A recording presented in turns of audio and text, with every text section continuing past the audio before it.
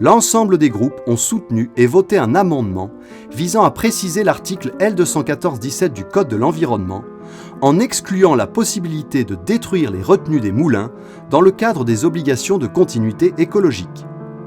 À la continuité écologique destructive, promue et financée par les instances en charge de la politique de l'eau depuis 15 ans, les parlementaires français ont souhaité substituer une continuité écologique de conservation et de valorisation des retenues de moulins, conforme aux enjeux prescrits par la loi et en particulier s'agissant de la préservation de nos ressources en eau.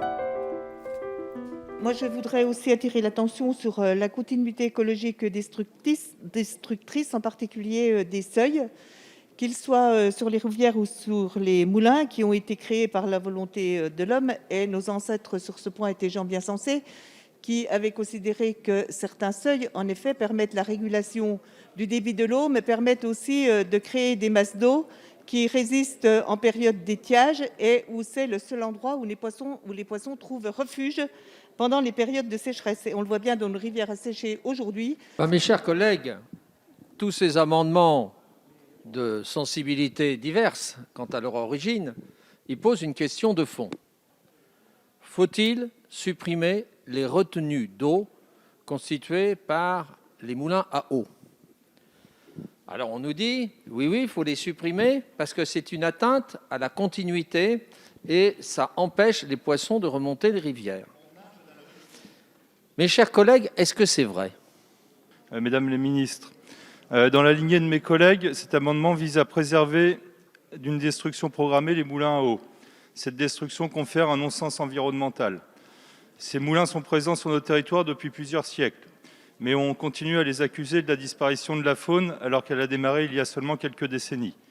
Comme nous le savons tous, cette disparition ou non-reproduction des poissons dans les cours d'eau est principalement due à la qualité de l'eau. Concernant les moulins, notre pays a la chance d'avoir un patrimoine gigantesque. Ce sont les moulins tout au long de nos rivières. C'est un patrimoine ancien, 14e, 15e, 16e, 17e siècle. C'est un patrimoine qui est pris en charge par des familles, par des propriétaires qui sont souvent des passionnés.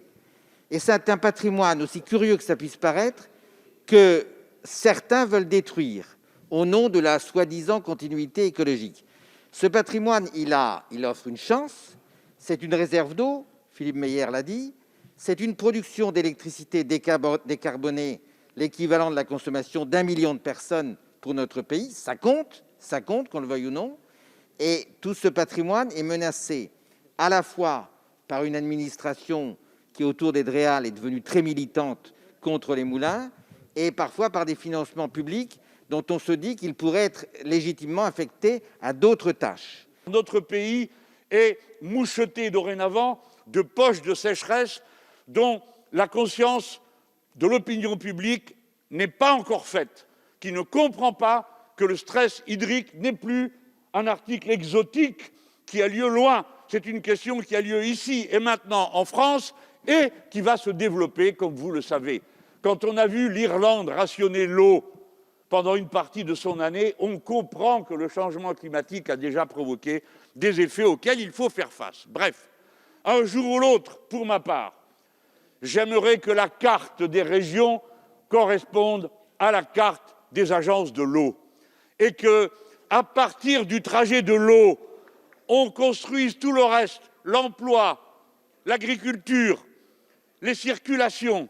Ainsi aurait-elle un enracinement. Et les moulins, parce que nous devrons construire, pour passer à 100% d'énergie renouvelable, des milliers de moulins. Le président Mélenchon a évoqué ce magnifique moulin du XIIe siècle de La Guépie, qui est dans ma circonscription. Je vais en évoquer un autre qui a été construit au moment de la Révolution française et dont vous voulez détruire le seuil. Sauf qu'ils existent depuis le XIIe siècle, depuis la Révolution française, et que ça n'a jamais altéré les cours d'eau. C'est ça la réalité. Détruire nos seuils et nos digues, au-delà de leur caractère patrimonial, agricole et touristique qui a été souligné, ça a aussi des conséquences écologiques. Dans un milieu où un équilibre entre la faune et la flore s'est constitué au fil du temps. Détruire nos seuils et nos digues, c'est diminuer considérablement les masses d'eau au moment où le stockage de l'eau devient stratégique sur fond de dérèglement climatique. Mais c'est aussi accélérer les vitesses d'écoulement avec un impact sur nos nappes phréatiques, sur les zones humides connexes, ou lors de crues, et je pense que vous connaissez tous ici les fameux épisodes Cévenol. Madame la ministre, mes chers collègues, ces deux derniers étés, notre pays a connu des états de sécheresse particulièrement préoccupants. En 2019 et 2020, près de 90 départements, soit la quasi-totalité de notre territoire, a fait l'objet d'arrêtés sécheresse et de restrictions parfois sévères d'usage de l'eau, pénalisant nos agriculteurs et nos concitoyens. Le rapport du 11 décembre 2019 sur la politique de l'eau remis par nos collègues Leclabar et Quentin conclut à cet égard que, je cite, « près d'un tiers du territoire de l'Union européenne est d'ores et déjà exposé à un stress hydrique et les dangers liés au manque d'eau, sécheresse ou à son excès, inondation, risquent de s'accroître dans les décennies à venir. » Pourtant, alors que notre territoire est soumis à un manque d'eau de plus en plus prégnant, des centaines de retenues d'eau sont détruites chaque année sur fonds publics dans le cadre de politiques dites de continuité écologique. À ce jour, il serait déjà entre 3 000 et 5 000 retenues d'eau, en particulier de retenues de moulins, qui auraient été détruites dans le cadre des programmes d'aide des agences de l'eau. La loi a pourtant exclusivement prévu la gestion, l'entretien et l'équipement de ces ouvrages dans le cadre de l'accomplissement des obligations de continuité écologique. Et non, je tiens à le dire ici, et non leur destruction. Et je m'appuie sur l'article L214-17 du Code de l'environnement pour dire ceci. Comment pourrons-nous expliquer à nos concitoyens, dans un pareil contexte de stress hydrique récurrent, que l'État encourage et finance la destruction des retenues d'eau ? Les 3 000 à 5 000 destructions déjà opérées représentent une perte de plusieurs dizaines de millions de mètres cubes d'eau douce soustraits à notre territoire et qui ne participent dorénavant plus à l'alimentation de nos nappes, comme elles le faisaient pourtant depuis des siècles.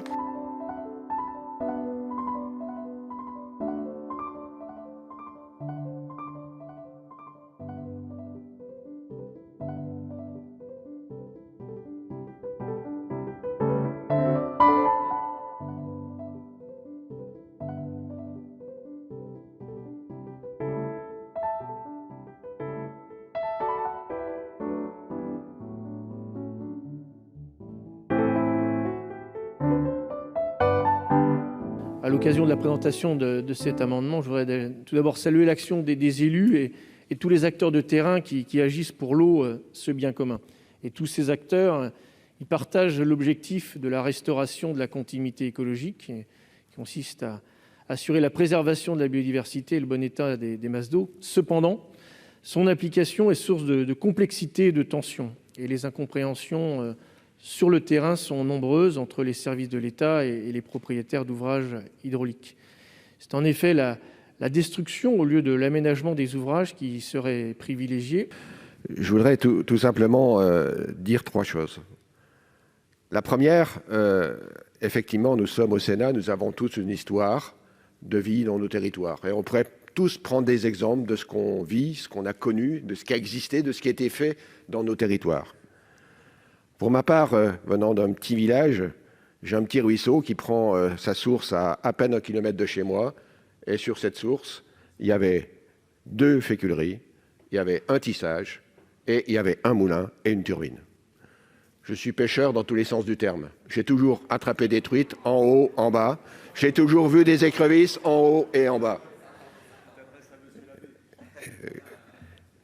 Je suis très sérieux quand je dis ça. Parce que effectivement, la vie d'un cours d'eau, c'est bien plus complexe que ça. Et ce qui a été fait par nos anciens, notre histoire, on ne vient pas de nulle part, eh bien, a permis effectivement cette préservation de cette richesse aquatique.